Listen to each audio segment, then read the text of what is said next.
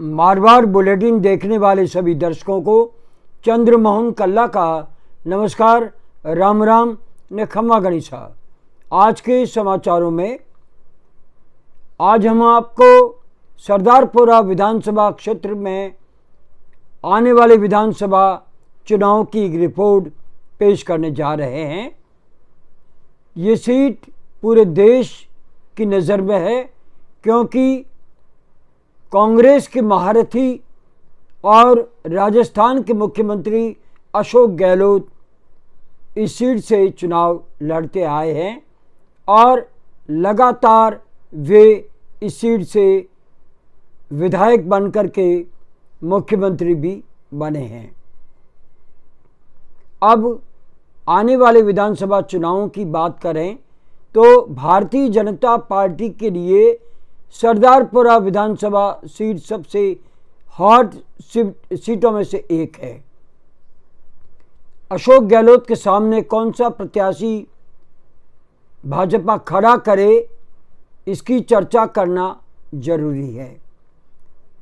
बताया तो ये जा रहा है कि आने वाले विधानसभा चुनावों में फिर एक बार राज्यसभा के सांसद और पूर्व राजस्थान सरकार के मंत्री राजेंद्र गहलोत को भाजपा टिकट देने जा रही है।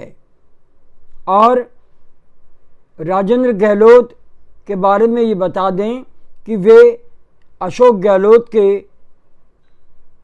निकटतम संबंधियों में से एक है। अशोक गहलोत के भांजे रणवीर सिंह कछवा के आप सगे काके ससुर हैं, इस लिहाजे से अशोक गहलोत के समधी हैं और पूर्व में भी राजेंद्र गहलोत अशोक गहलोत से पराजित हो चुके हैं।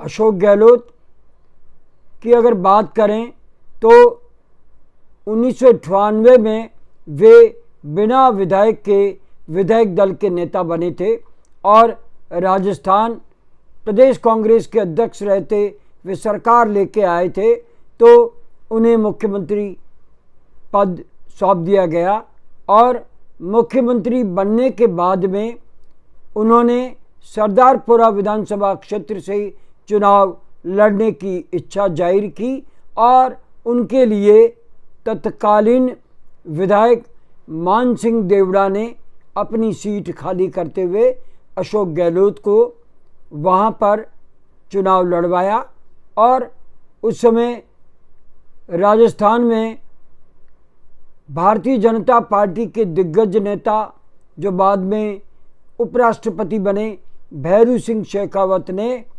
मेघराज लोहिया को इस विधानसभा क्षेत्र से अशोक गहलोत के सामने खड़ा किया और वे बुरी तरह से हारे।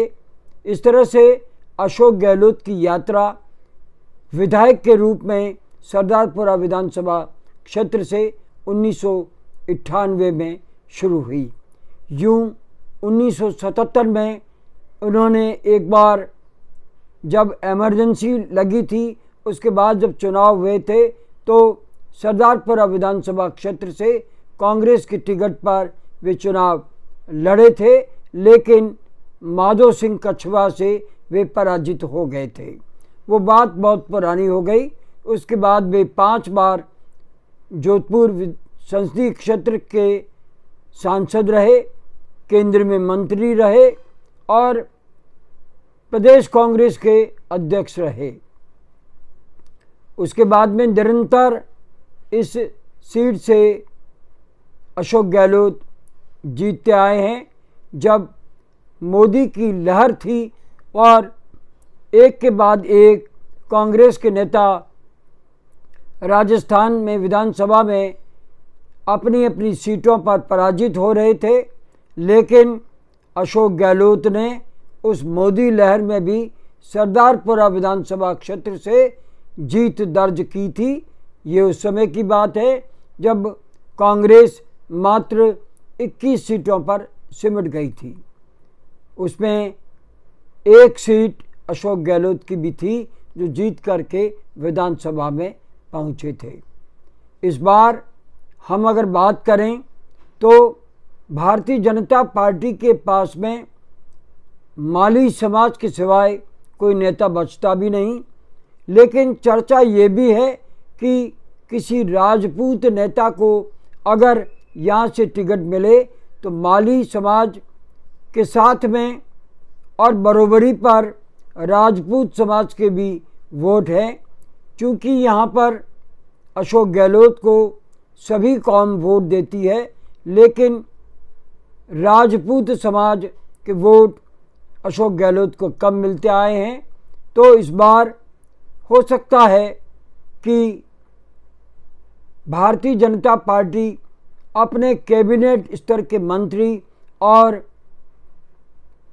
जोधपुर के सांसद को चुनावी मैदान में उतारे और अशोक गहलोत के सामने चुनाव लड़ने के लिए कहे। लेकिन खुद गजेंद्र सिंह शेखावत शायद इसके लिए तैयार नहीं होंगे, क्योंकि कांग्रेस में तय जीत वाली सीट अशोक गहलोत की मानी जा रही है। राजस्थान के सभी सीटों में से अगर हम बात करें तो अशोक गहलोत की सरदारपुरा विधानसभा क्षेत्र में कांग्रेस का एक भी प्रत्याशी सामने नहीं आया है जिसने अशोक गहलोत से कोई बातचीत करके चुनाव लड़ने की इच्छा जाहिर की हो, और सर्वेरों के सामने अशोक गहलोत का ही नाम सामने आया।